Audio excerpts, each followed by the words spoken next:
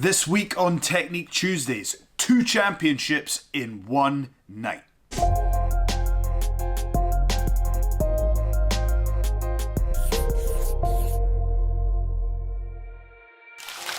Hello and welcome to Technique Tuesdays. This is the prestigious one, Joe Hendry here, and this is the show where we break down the techniques that you see on Ring of Honor television.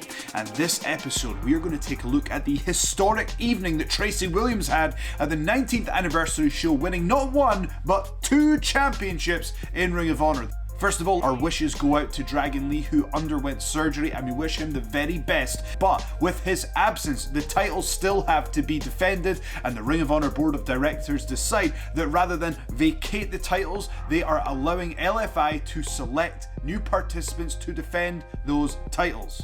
First up, Kenny King will be defending the Ring of Honor television title against Tracy Williams. He is representing La Facción Ingobernable. Now, this is not officially a pure matchup, but Tracy Williams brings that flavour to the initial stages of the matchup. I want to talk about this first exchange and show you how good and technical that Tracy Williams is. That's what the opponent's head.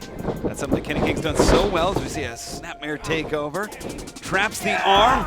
Doing a nice stretch here. Kenny King goes for the top wrist lock. Now, the first thing that Tracy has to do before he can even think about reversing is to alleviate the pressure. So watch this. He spins to take away the pressure, giving him a second to plan his retort. And what he does is takes the same grip that you would take for the Peterson roll. He then goes underneath, allowing him to take the back of Kenny King. Now, traditionally, what you would do in this situation is the 2-on-1 grip. When your opponent is clasping your waist or your back, what you want to do is 2 hands on 1, break the grip. But before he can even think about that, Williams switches the grip to the half Nelson, and then, again, before he has time to retort, spins him out, and King is vulnerable for the headmare.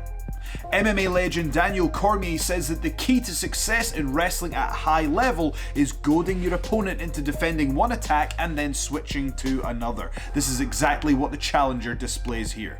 Into the slide there. After a few quick pin attempts from Williams to try and end this title match quickly, you then see a British wrestling classic, the toe and ankle hold. And what you will do is use one foot to trap one of your opponent's feet, and then with your 2 free hands, what you will do is you will take the same grip as you would in the cravat hold, but this time around the foot, and you will then torque it away from where it is supposed to go. Well, in this Very effective strategy from Williams, but King is a veteran. He frees the ankle and he pushes Tracy Williams back to the ropes. And then when Williams comes back, King goes for the leapfrog. He's expecting Williams to duck underneath that leapfrog, but instead what Williams does is he brings his momentum to a halt by dropping to the mat, and he's in perfect position when King lands to hit that schoolboy pin. Irish whip, countered by King. King with a big spinebuster. Look at the elevation. At one point, King is actually elevating him so high, he's on his tiptoes on 1 foot. With a big spinebuster. There's a reason that Kenny King has been in the title picture for almost his entire career. Wow! This is where we talk about the little things. I want to draw your attention to the feet of Kenny King. Did you see what he did in midair there? Did you see how quick that was? Within a few frames, when they land, Kenny King is using his feet to pin the shoulders of Tracy Williams to the mat. That is efficiency, and that is what experience is in this game. Shots to the midsection, breaks the grip of King. King! wow, the agility. Williams looks to push Kenny King off the top, but instead he backflips, and watch this. I have to pause this right here.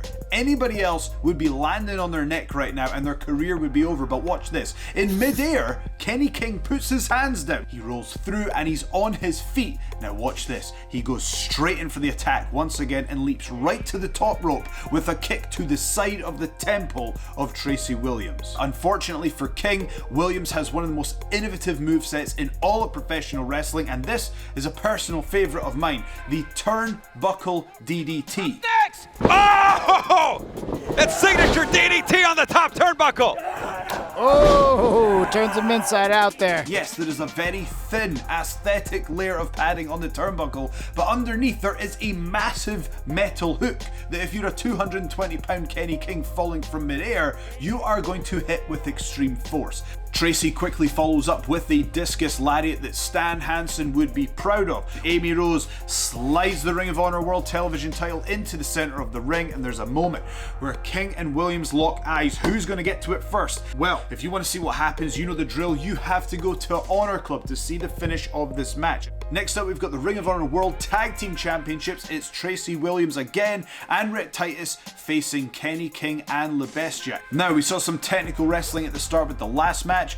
This one is not going to be the same, and LFI, in my opinion, have the perfect strategy here. They have to take it to Tracy Williams as much as possible. Titus trying his best to protect Williams, but it's Bestia drives Williams out, and now Kenny King with a tornado. Again, I want to take you back to Kenny King's athleticism. Watch this overhead kick. Back to so many years of frustration. Oh! Combo kick. What King does is he places all of his body weight and momentum into a cartwheel position and hits what I would call a capoeira kick. When he puts all of his body weight into the point of his foot, he hits Rhett Titus right on the temple. You can see this almost knocks him out on the spot. Frustration. Oh! Combo kick. But Rhett Titus has got some innovation of his own. Off the ropes. No belly. Titus.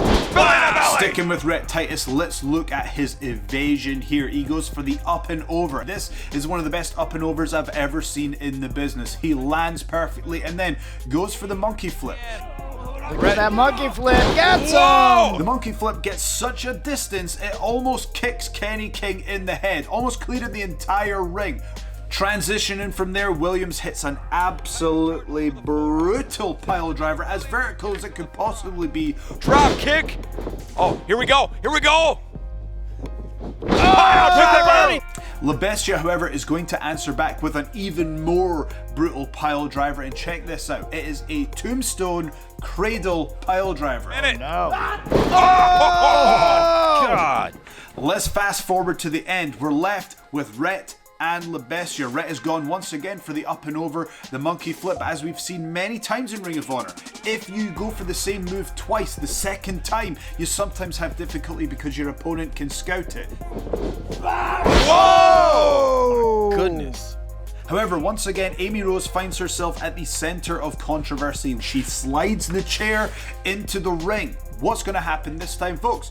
You know the drill. We'll break down the techniques, but if you want to see all the drama, all the matches, you got to head over to Honor Club. I've said it before, I'll say it again, the 19th anniversary. I was proud to watch it and analyze it. I can't wait to get back over there, but right now, Ring of Honor is absolutely killing it. We're firing on all cylinders, and there's no better time to join us at Honor Club. Also, if you want to support the tremendous action, the tremendous wrestling that you're seeing, shophonor.com for all your Ring of Honor merchandise. Let me know in the comments, what did you enjoy from the 19th anniversary show? Who did you want to win? What do you think is going to happen in Ring of Honor? Let me know. I love reading those comments, and thank you for watching. This show is growing and growing and growing, and I appreciate every single person who watches it. I've been Joe Hendry, and we'll see you next time. Celebrate ROH TV's 500th episode with an exclusive 2-hour special presentation, followed by the premiere of ROH TV episode 500, streaming Thursday, April 15th, only on Best on the Planet.